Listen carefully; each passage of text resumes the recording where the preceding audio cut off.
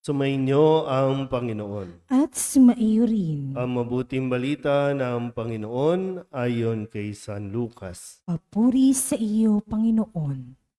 Noong panahong iyon, pinag-uusapan ng ilang tao ang templo, ang kahangahangang mga bato na ginamit dito at ang mga palamuti nito na inihandog ng mga tao.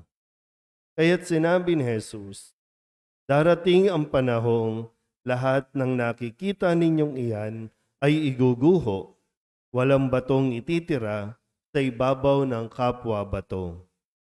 Tinanong nila si Jesus, Guro, kailan po ito mangyayari?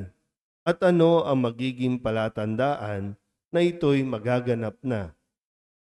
Sumagot siya, mag-ingat kayo at nang hindi mailigaw ninuman, sapagkat marami ang darating sa aking pangalan na magsasabi, Ako ang Mesiyas, at dumating na ang panahon. Huwag kayong susunod sa kanila. Huwag kayong mabagabag kung makabalita kayo ng mga digmaan at mga himagsikan. Dapat mangyari ang mga ito, ngunit hindi darating karakaraka ang wakas. At sinabi pa niya, makikipagdigma ang bansa laban sa bansa at ang kaharian sa kapwa kaharian. Magkakaroon ng malalakas na lindol, magkakagutom at magkakasalot sa iba't ibang dako. May lilitaw na mga kakilakilabot na bagay at mga kagilagilalas na tanda buhat sa langit. Ang mabuting balita ng Panginoon. Pinupuri ka namin, Panginoong Heso Kristo. Isang mapagpalang umaga po sa inyong lahat.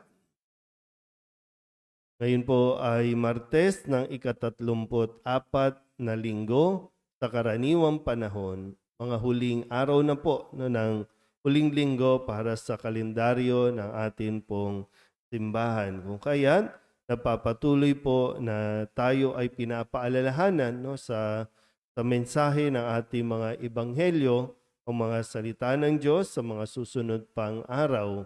Ito ay paalala, ganun din naman ay babala para sa ating lahat.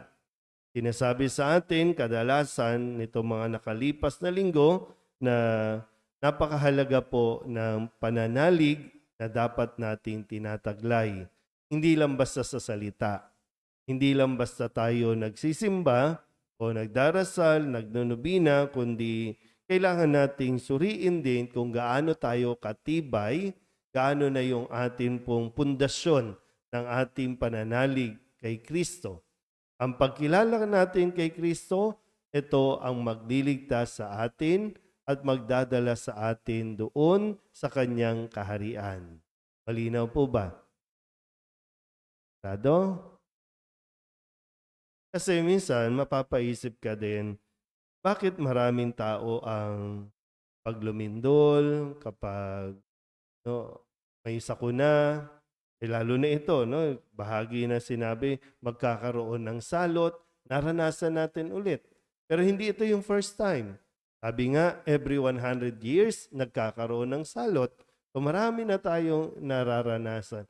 Pero dahil nga mahina ang ating pananalig kay Kristo, marami sa mga tao, lumindol lang ang bukang bibig, magugunaw na ang mundo. Pero siyempre, hindi naman tayo pwedeng magwalang bahala. Ito nga ay sabi ni Kristo, dapat mangyari bilang paalala. Panggising lang ito. Na baka nakakalimutan na natin yung ating pong relasyon sa Diyos at nagiging nakatuon na lang tayo sa mga material na bagay. Kaya ito ay mga paalala lang. At meron din naman sa atin, sinabi naman ni Kristo, at isa lang po ang Kristo. Isa lang ang Mesiyas. Dumating na yan. Yung iba, ayaw pang kilalanin. Yung iba naman, narinig na pero may magsabi lang na ako ang Mesiyas. Na kukumbinsi naman talagang silang umanib. o sumunod doon sa taong nagsasabing siya ang anak ng Diyos. Malapit na magunaw ang mundo. Diba na? Sa tanong, para bang sa tinagal-tagal na paglilingkod o pagsisimba sa simbahan natin, biglang nalilipat sa ibang sekta, nalilipat sa ibang relihiyon. Ano nangyari? Kung papakinggan mo lang talaga itong bahaging ito ng Ebanghelyo, siya na mismo nagsasabing maraming darating at magsasabing ako ang Mesiyas, ako ang anak ng Diyos. Pero hindi, yun lang talaga ang problema natin. No?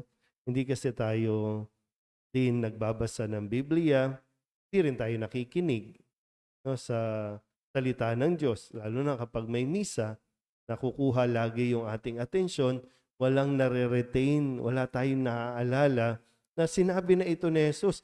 Bago pa natin maranasan, bago pa mangyari ito, sinabi na ni Jesus. Hindi lang basta para takutin, kundi para maging handa tayo sa mga ganitong pagkakataon. Ngayon, sabi nga, dati kinatatakutan natin yung salot, itong COVID. Pero ngayon, nawala ba ang COVID? Andyan pa rin naman. Pero iba yung pag-iingat at lalo tigin, sana po no, ito yung mas nagpatatag sa atin ng ating pananampalataya. Salot man o hindi, si Kristo pa rin ang parang no, nakakaalam kung kailan, saan, at kung paano siya darating. Hindi naman po nagkukulang ang Diyos sa paalala sa atin. Dahil ang tanging hangad niya, tayo po ay madala at makapasok doon sa kaharian sa langit. Amen?